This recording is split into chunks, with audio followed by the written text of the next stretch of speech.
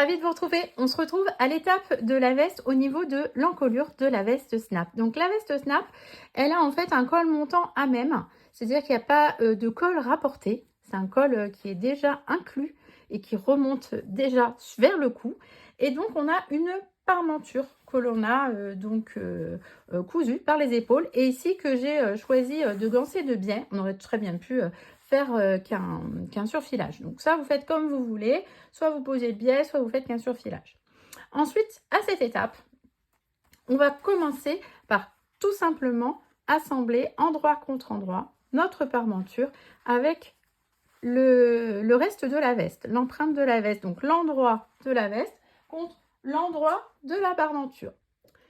Donc pour ceci, on va faire coïncider les repères. Déjà les épaules, on aligne bien les épaules. Alors la parmenture, on travaille en couture ouverte et ici sur l'épaule sur la veste, moi j'ai choisi une couture qui va donc directement, qui est surfilée et je vais les glisser vers le dos, c'est-à-dire que je vais diriger les marges de couture vers le dos et ici je les laisse ouvertes. Pareil de l'autre côté, hop, pour être bien aligné. Jusque là, il n'y a rien de compliqué. Ensuite, on va faire coïncider donc notre encolure dos. Bon, là, il n'y a pas de souci. On va mettre une épingle au milieu dos. Et même chose, on descend sur l'encolure. Alors, évidemment, la parmenture, elle est un petit peu plus rigide parce qu'elle a été thermocollée par rapport à votre veste. Surtout si ici, comme moi, vous avez choisi un sweat, évidemment, c'est extensible. Donc, il va falloir d'abord faire coïncider les extrémités et après faire revenir tout le reste en place. Donc, comme ceci. Parce que sinon, votre veste, elle peut s'être détendue ici. Hop, donc ça va tenir tout ça. Au contraire, votre veste, du coup, elle va bien se tenir grâce à cette en forme, cette parmenture, qui va venir bien maintenir et former notre col. Hop, comme ceci. Voilà. Ensuite, il reste à épingler jusqu'en bas. Là, c'est tout droit, rien de compliqué. Pas besoin de beaucoup d'épingles. Une ou deux. Toc. Et ici, en bas, vous avez un décroché, mais vous arrêtez au décroché, en fait. Toc. Tout simplement. Même chose de l'autre côté. Hop. Ici, donc, on va venir piquer à 1 cm tout le tour. Hop, on commence ici, du bas, on remonte, on fait tout le tour à 1 cm précisément. Une fois que c'est fait, on va venir dégarnir ici l'arrondi. Alors, vous avez vu ici un arrondi, il faut quand même bien le suivre. Si vous n'êtes pas à l'aise avec l'arrondi, vous pouvez l'avoir tracé avant à 1 cm. Bien dégarnir un petit peu. Et après, dans les arrondis du cou aussi, on va venir cranter. Hop. Et dès qu'il y a des épaisseurs, vous pouvez en dégarnir un petit peu. Comme ici, moi j'aime bien en enlever un peu. Là, dans l'arrondi du cou, hop, quelques crans. Et de toute façon, quand vous allez le retourner, si ça se retourne pas comme il faut, vous pouvez dégarnir encore. Mais pas trop trop. Moi, je suis pas partisane de le faire trop près non plus. Toc. Donc, j'aime bien le faire au fur et à mesure. Ici, hop.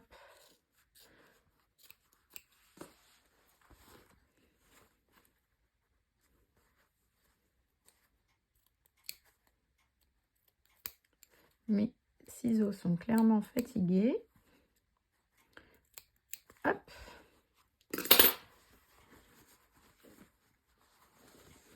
Et on va venir retourner. Et là, vous allez coulisser. Coulisser, c'est ça, c'est ce geste-là. C'est-à-dire bien coulisser les deux matières ensemble pour que vous ayez une couture parfaitement bien ressortie de part et d'autre. Voilà, c'est ceci. Donc là, on va voir au niveau des épaules si c'est suffisant. Si c'est un peu épais, on peut encore dégarnir un petit peu. Là, j'en enlèverai peut-être un petit peu. Hop. Et on va venir mettre en forme notre col.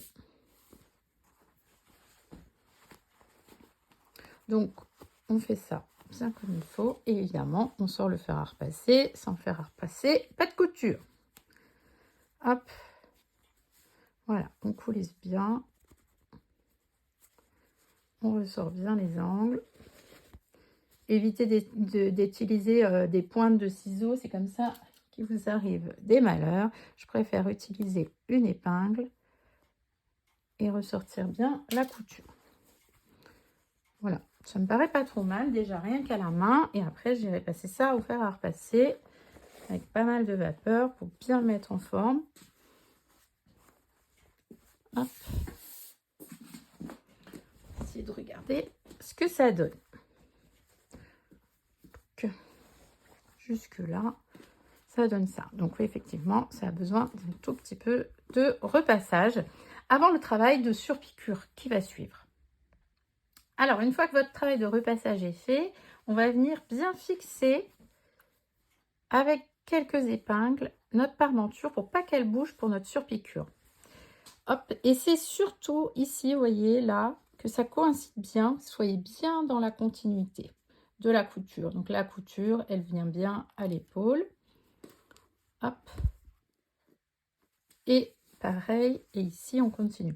Bon, si vous avez bien cousu en respectant les marges de couture, il n'y a aucune raison qu'il y ait des décalages. Et il faut bien repasser. Et c'est normal que vous ne soyez pas à plat comme ça, hein, que ça rebique comme ça, puisque c'est la forme du col qui remonte sur le cou. Hop. Donc c'est pour ça, pour pas vriller notre surpiqûre et qu'il n'y ait pas de jeu de vilain pli, on vient bien épingler. Top, comme ceci. Voilà. Et la première piqûre qu'on va faire, on va la faire en cédant de la parmenture sur l'envers. En fait, moi, je vais suivre mon biais. Alors, si vous n'avez pas posé de biais, vous prenez la largeur de votre pied de biche, ou à peu près à 0,7 ou à 1 cm. Et il y a juste ici où vous allez pouvoir tracer pour vous aider. Hop, voilà. De là à là, il va falloir qu'on rejoigne le bord. Et du coup, la même chose de l'autre côté. Hop. On va venir rejoindre le bord. Et sinon, je vais suivre mon biais comme je l'ai posé bien convenablement et qu'il est régulier. Ma piqûre sera régulière. Hop, là, je vais remettre une épingle parce que de l'autre côté, je veux absolument pas que mon tissu bouge et vrille. Voilà. Voilà, comme ça, c'est pas mal. Et on y va pour la piqûre au point droit, tout le tour jusque là. Alors, voilà qui est piqué. Donc, d'un bout à l'autre, on peut retirer nos épingles. Hop, on va se mettre sur l'endroit et regarder ce que ça donne. Et là, en fait, vous avez votre col qui s'est dessiné, qui est surpiqué. C'est-à-dire que ce n'est pas un col rapporté, ce n'est pas une pièce supplémentaire qu'on a mis. Mais vous avez, voilà, votre col qui commence à se dessiner. Donc là, pareil, on pourra redonner un petit coup de fer pour enlever la trace des épingles. Et déjà, à ce stade-là, vous pouvez vous arrêter là pour la surpiqûre si vous le souhaitez. Mais moi, je vais vous en proposer deux autres que je trouve très jolies. Du coup, j'en fais une autre à 0,5 ici, le long, tout le long. Et ensuite, je viens repartager entre les deux une au milieu pour en faire 3. Là, j'ai fait la piqûre à 0,5 mm au bord et je vais venir faire une supplémentaire entre les deux. Alors là, je vous conseille quand même de vous mettre des petits repères au stylo effaçable ou à la craie.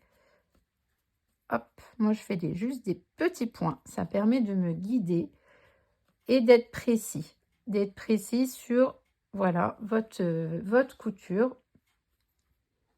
Voilà, pour être bien au centre des deux piqûres, tout simplement. Et ensuite, on pique. Après donc avoir formé ce col et surpiqué, on va donc passer à la suite de la veste. Vous suivez les instructions du livret, tout simplement. Vous allez voir, ici, vous aurez les manches à faire, les côtés. Et ensuite, on va venir s'occuper du bas de la veste. Et plus tard, vous aurez donc aussi également à surpiquer le long à la fin à 0,5 pour bien finir le bord donc de la patte de boutonnage qui ira aussi juste au col. Voilà, j'espère que cette vidéo vous aura aidé à monter votre veste snap. N'hésitez pas si vous avez des questions qu'il vous reste en commentaire et puis on se retrouve très bientôt sur les réseaux @patronmoijecoupe sur Facebook, sur Instagram et également sur www.moijecours.com. N'hésitez pas à me taguer pour que je voie toutes vos jolies réalisations et je vous dis à très vite.